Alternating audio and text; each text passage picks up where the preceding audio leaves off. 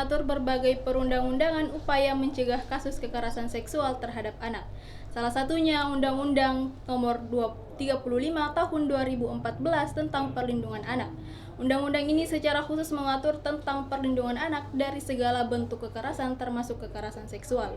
Ironisnya, baru-baru ini kita dikejutkan dengan berita kasus kekerasan yang terjadi di Panti Asuhan Darussalam An-Nur, Kota Tangerang, Banten. Hal tersebut menambah daftar panjang tindak kekerasan yang terjadi di sebuah lingkungan lembaga kesejahteraan sosial.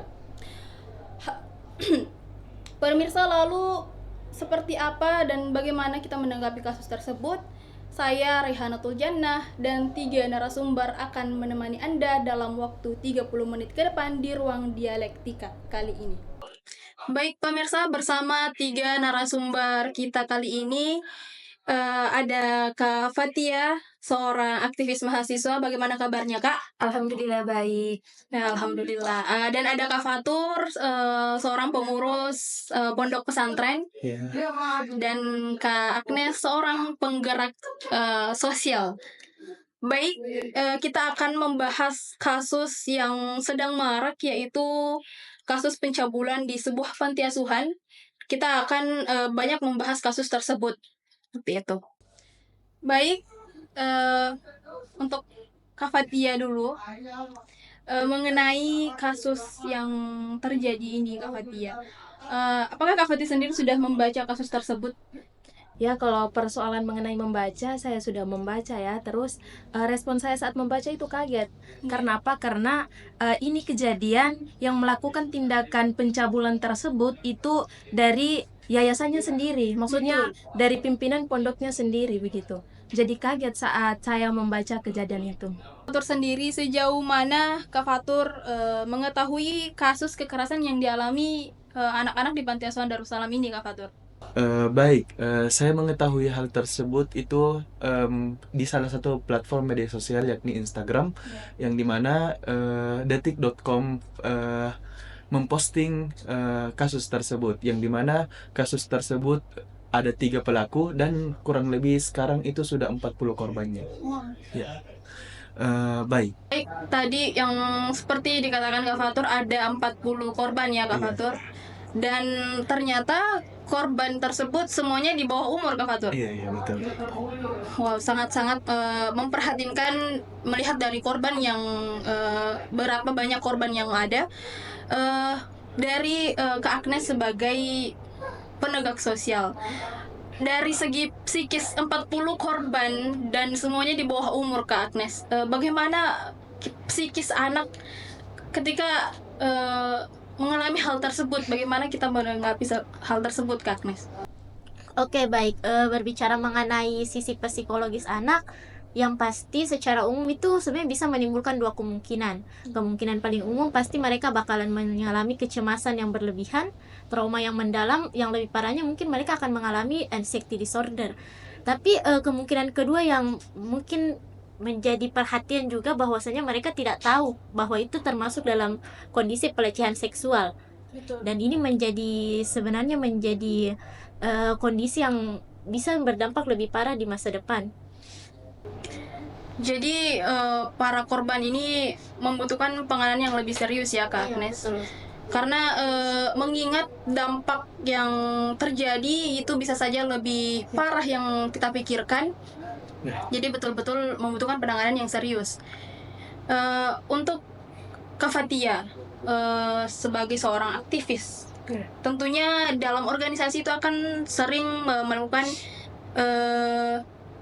seminar gitu. Apakah dalam organisasi Kak Fatia sendiri sering mengangkat kasus-kasus seperti ini, Kak?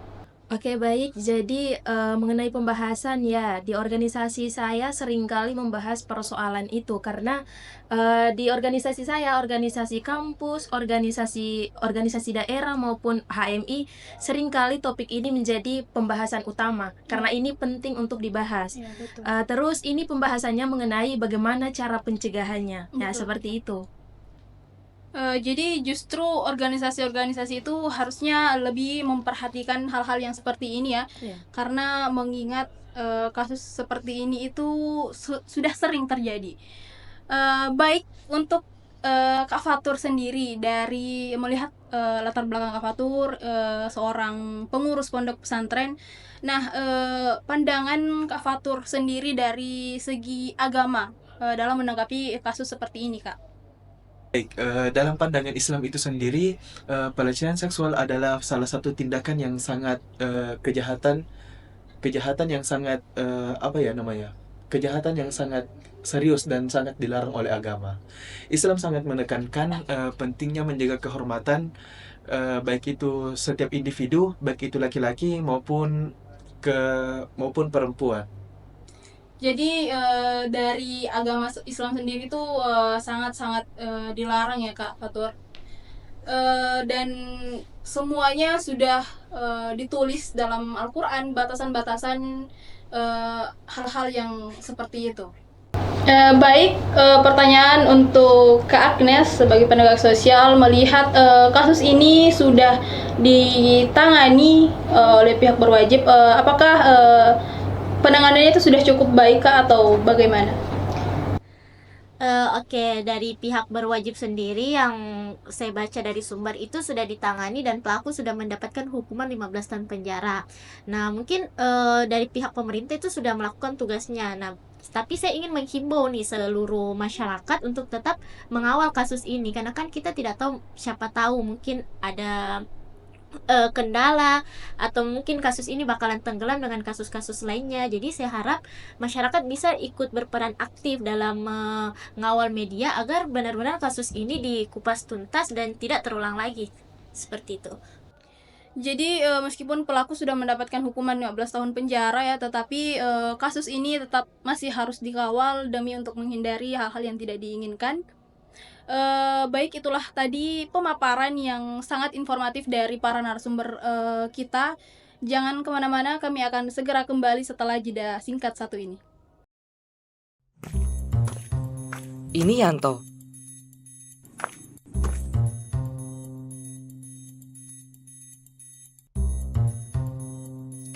Bukan yang ini.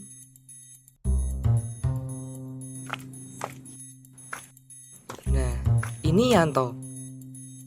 Iya, saya Yanto. Yanto tidak tahu apa itu 5M. 5M. Memakai masker. Oh, masker. Bentar. Nah, ini kan. Ini yang benar. Ini. Terima kasih.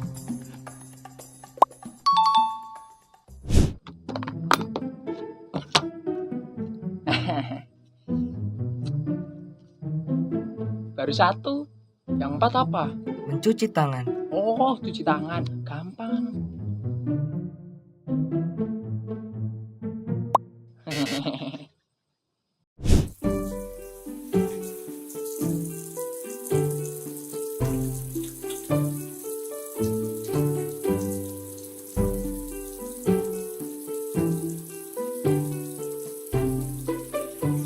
Nah, ini yang benar. Oh, oke.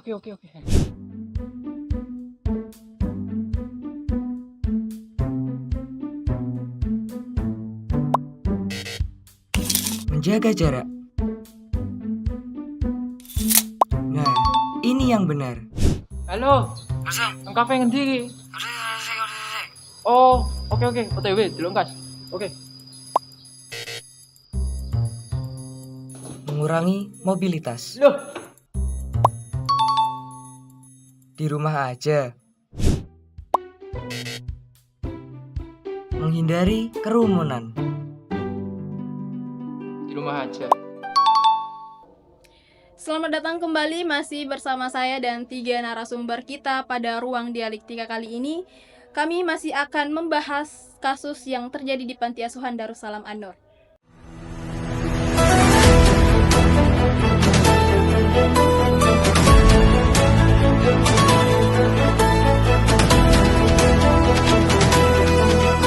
Baik, untuk Kak Fatia, apakah Kak Fatia mempelajari mengenai pentingnya melindungi diri dalam menghadapi kasus kekerasan seksual, Kak? Ya baik, jadi kalau persoalan melindungi diri itu saya rasa sangat penting ya. Saya rasa sangat penting karena apa? Karena kita terutama perlu mewaspadai situasi beresiko. Kita kan sebagai mahasiswa, jadi kita juga perlu memberikan wawasan dan bersikap kritis terhadap masyarakat, bahwa kalau jika terjadi hal seperti itu maka harus cepat-cepat untuk melapor. Ya, betul. Jadi sangat penting ya Kak Fatia tentang pelajaran membela diri ini. Iya. Untuk Kak Fatur sendiri, yang notabene-nya sering berinteraksi dengan anak-anak, Kak Fatur. Bagaimana Kak Fatur memastikan keselamatan anak-anak, Kak Fatur? Berbicara dengan keselamatan anak-anak di pondok pesantren itu ada beberapa hal yang perlu diperhatikan. Menurut saya pribadi dan beberapa pembina yang lain juga menerapkan ada beberapa hal. Yang pertama itu meningkatkan pengawasan. Kita harus meningkatkan pengawasan terhadap santri-santri kita. Harus 24 jam. Mulai dari bangun tidur hingga tidur kembali. Terus yang kedua itu mengadakan pelatihan-pelatihan terhadap pembina-pembina yang ada di pondok pesantren itu, khususnya kan pemerintah sekarang mengadakan program pesantren ramah anak. Jadi program tersebut itu sangat mendukung keamanan dan keselamatan santri-santri kita yang ada di pondok pesantren. Terus pihak pondok pesantren juga perlu perlu meningkatkan kerjasama terhadap pihak yang berwenang. Ya, mungkin itu dari saya. Baik, jadi pentingnya juga memberikan pembekalan kepada para pengurus ya Kak Fatur untuk demi keselamatan anak-anak. Nah, baik Kak Agnes sendiri, tentunya kasus seperti ini tuh akan ada faktor di balik itu semua. Nah, dalam pandangan Kak Agnes sendiri, penyebab terjadinya kekerasan seksual di panti asuhan ini bagaimana Kak? Oke, masalah faktor dari kasus ini sebenarnya ini faktornya adalah faktor peluang. Karena kan ini pelakunya dari orang-orang internal. Nah, mereka merasa mereka memiliki peluang yang besar. Toh anak-anak di panti asuhan itu tidak memiliki siapapun lagi. Ya, mereka hanya mengandalkan para pimpinan atau pengawas di sana, sehingga mereka yang merasa dekat ini memanfaatkan peluang tersebut untuk melakukan hal-hal yang tidak senonoh terhadap anak-anak. Sulit ya Kak Agnes, karena untuk korban ini melapor karena pelaku sendiri dari pihak internal. Ya, betul sekali. Ya, jadi sangat disayangkan karena anak-anak ini berpikir bahwa akan dilindungi tapi justru malah dilecehkan gitu. Baik Kak Fatia, pandangan Kak Fatia tentang pentingnya kesadaran kampus terhadap isu seperti ini, Kak. Ya, jadi kesadaran kampus itu sangat penting ya, karena di situ mahasiswa mempunyai peran besar untuk mengadvokasi keadilan untuk kelompok-kelompok rentan seperti di kejadian di pantai asuhan seperti itu. Baik, Kak Fatur sebagai pengurus, bagaimana peran pengurus dalam menciptakan lingkungan yang aman bagi anak-anak, Kak Fatur? Peran pembina dan pengurus di pondok pesantren itu sangat krusial bagi anak-anak yang ada di pondok pesantren, santri-santri yang ada di pondok pesantren, karena pembina yang ada di pondok pesantren bukan hanya berkewajiban untuk mengajarkan perihal soal agama tok saja, tapi pembina yang ada di pondok pesantren itu juga berkewajiban untuk mengajarkan mengenai dan berkewajiban untuk mengajar dan menjaga emosional dan psikologis anak.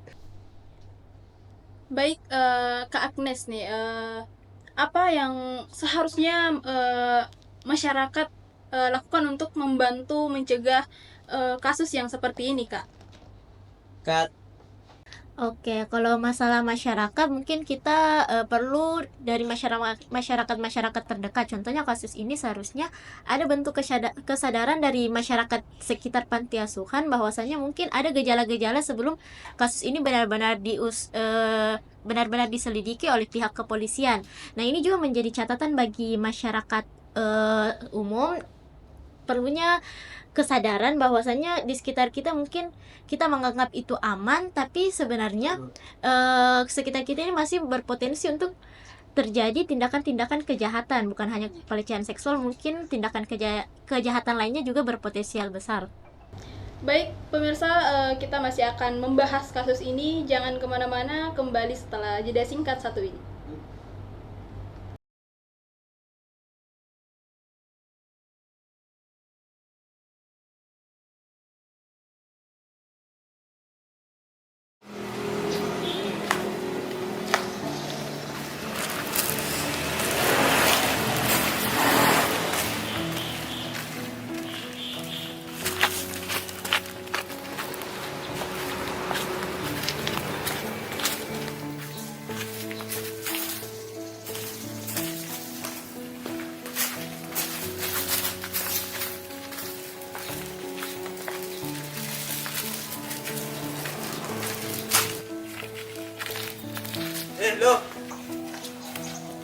Lo kalau habis makan bungkusnya buang tempat sampah dong.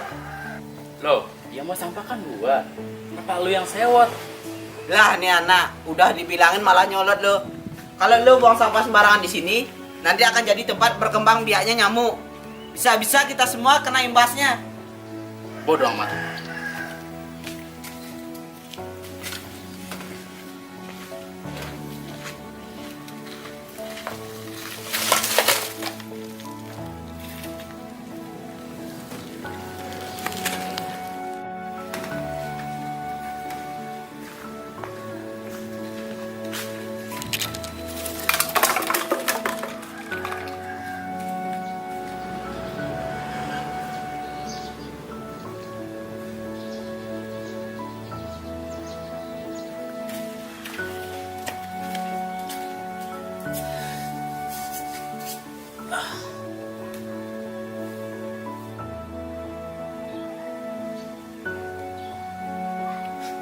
Bawa apa nih?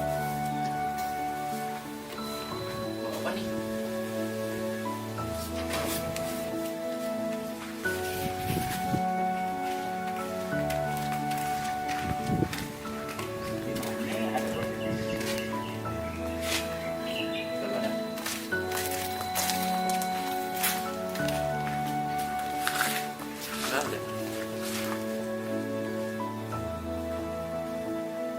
Oh,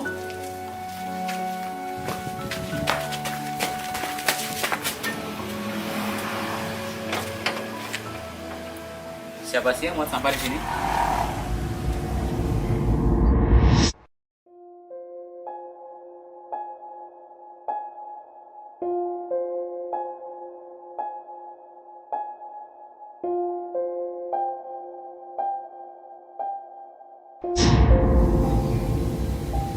Oh, tahu gini, gue gak buang di sini kalau gitu. Obat. Udah.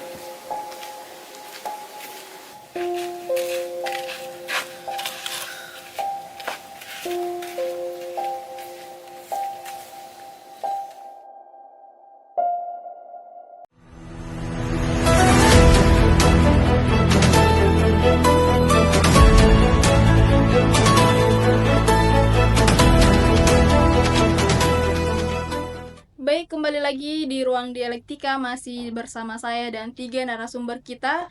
Kita masih akan membahas kasus yang sama.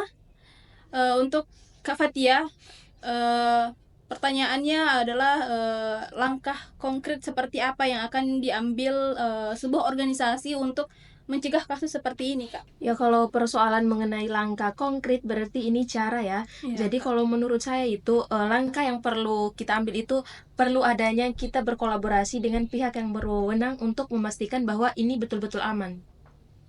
Ya mungkin itu langkah yang perlu kita lakukan. Ya, baik, Kak Fatia. Jadi berkolaborasi dengan pihak yang berwenang ya, Kak Fatia. Baik, Kak Fatur. Tantangan terbesar sebagai pengurus demi menjaga keamanan anak-anak di lingkungan pendidikan, Kak. Bagaimana menurut Kak Fatur? Baik, berbicara tentang tantangan terbesar dalam menjaga anak-anak di lingkungan pondok pesantren itu terletak pada keseimbangan antara menjaga keseimbangan fisik dan psikologis mereka.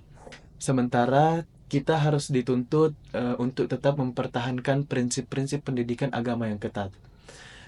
pembina dan pengelola pondok pesantren dalam mengatasi kasus seperti ini perlu melakukan berbagai hal mengenai perlindungan yang jelas dan aman. Baik, jadi fisik dan psikologis anak itu juga harus dijaga keseimbangannya ya Kak Fatur. Baik untuk Kak Agnes sebagai penggerak sosial. Nah, dalam organisasi sosial sendiri, apakah ada upaya dalam menanggapi kasus-kasus kekerasan seperti ini, Kak? Oke, kalau mengenai solusi dari penggerak sosial sendiri mungkin karena kita juga seringkali melakukan aktivitas di panti asuhan atau tempat-tempat pemberdayaan sosial, itu menjadi salah satu bentuk pendekatan. Tapi menurut saya mungkin hal efektif lain yang perlu dilakukan itu kita bisa melakukan penyuluhan ataupun seminar-seminar dan membuka dialog diskusi, tapi tidak hanya di sekolah-sekolah formal. Mungkin kita bisa menambahkan program kerja pada lingkungan-lingkungan yang belum tersentuh sama pendidikan secara formal itu, bagaimana sebenarnya pelecehan seksual itu menjadi salah satu bentuk kejahatan yang harus menjadi antisipasi bagi semua masyarakat. Iya, betul sekali.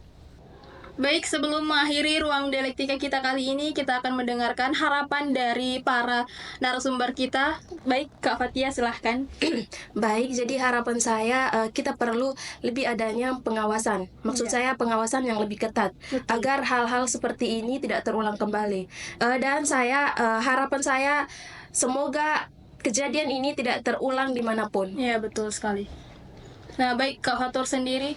Baik, kalau saya sendiri, saya berharap kasus ini menjadi perhatian yang lebih bagi kita semua. Bagaimana cara kita mengembangkan sikap spiritual terhadap seseorang dan menjaga keamanan yang lebih ketat lagi. Ya, baik. Kak Agnes sendiri bagaimana? Oke, harapan saya sebenarnya saya berharap adanya peran dari masyarakat karena sebagai aktivis sosial itu tidak menutup kemungkinan bahwa hanya saya yang peduli pada kondisi sosial atau mungkin orang yang tergabung dalam sebuah komunitas, tapi itu menjadi tanggung jawab bersama karena kita berada di lingkup masyarakat, kita adalah makhluk sosial, sudah seharusnya kita saling peduli dan saling menjaga satu sama lain. Ya, baik, itu tadi harapan dari ketiga para narasumber kita. Tentunya harapan yang terbaik, berharap kasus seperti ini tidak terulang kembali dan pemerintah lebih memperhatikan, terutama kepada lembaga-lembaga yayasan, itu harus sangat diperhatikan. Baik, pentingnya memperhatikan perlindungan anak dan pengawasan kepada lembaga-lembaga asuhan, dan berharap kasus seperti ini sudah tidak terjadi lagi, dan diskusi ini bisa memberikan wawasan lebih kepada kita semua. Terima kasih atas perhatiannya. Sampai jumpa di ruang dialektika selanjutnya.